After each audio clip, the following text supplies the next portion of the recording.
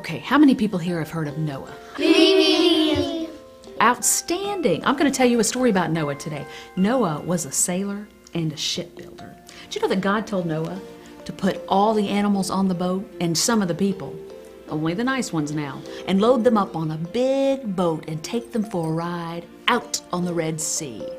Why? Why? Because you see, God knew that there was going to be a big flood. I mean, a huge flood. He knew there was going to be this flood because, God messed up the water table.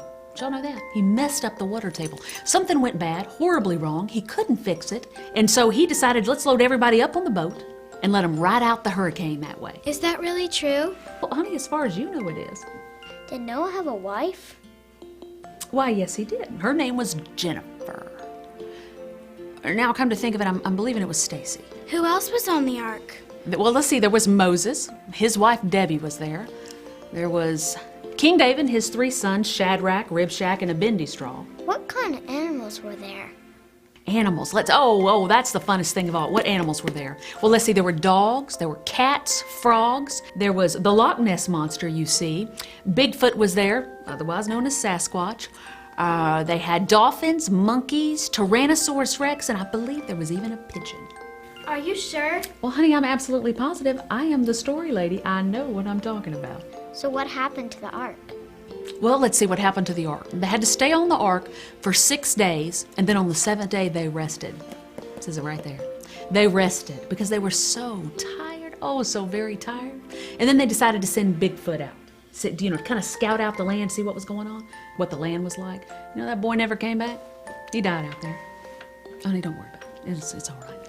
Well, anyway, what happens next is they decided, but since that happened, since the land wasn't dry, Bigfoot never came back, they had to stay on the boat another 144,000 days, okay? And it was an awful mess. It was an awful scene. It was no good.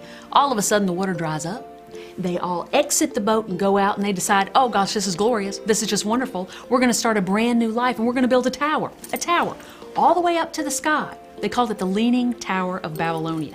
You can even see that tower today. And not only that, what happened after that is God gave Noah the 10 Commandments. He put them in that tower in a wee little box about that big. That box was later found by Harrison Ford. I don't think that's right. Well, honey, it's close enough. Yeah, but it's not right. Well, honey, details are not as important as getting the general idea. Truth is relative. It's all a matter of what I like to say, perspective. Let me give you an example. What's your name?